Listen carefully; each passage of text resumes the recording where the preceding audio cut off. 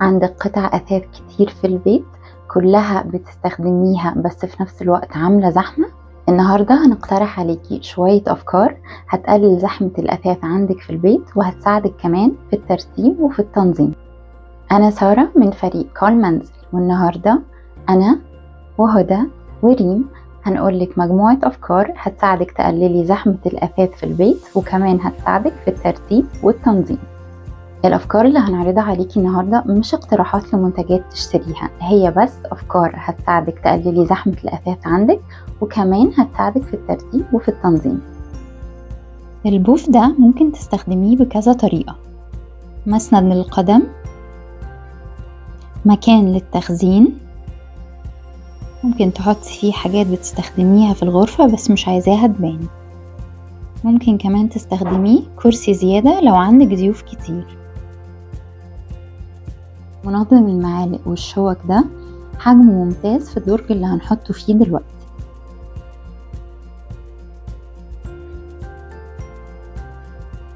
لو حبيتي تنقليه درج أكبر طبعا هيكون حجمه غير مناسب، عشان كده المنظم ده حجمه بيتغير علشان يكون مناسب لو نقلتيه لأدراج أحجامها مختلفة.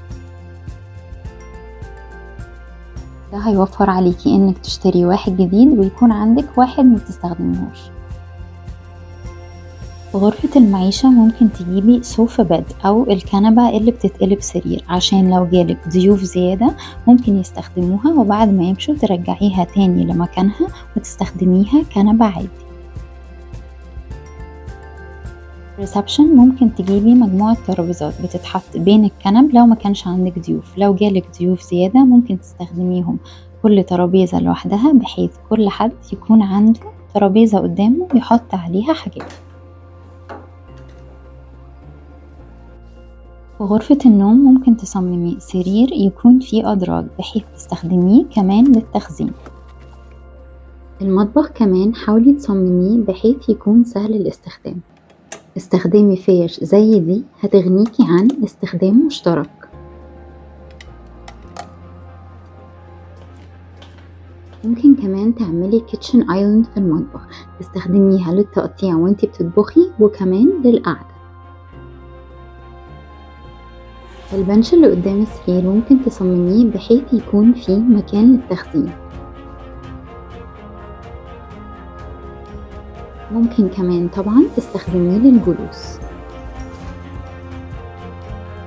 الأطمن كمان ممكن يكون ليه أكتر من استخدام: مسند للقدم، مكان للجلوس لو محتاجاه، ممكن كمان تستخدميه كسطح للتقديم. السلة دي بسيطة بس استخداماتها كتير، ممكن تعمليها مكان لسلة المهملات أو مكان لتخزين التروز. ممكن كمان تخزني فيها لعب الأطفال.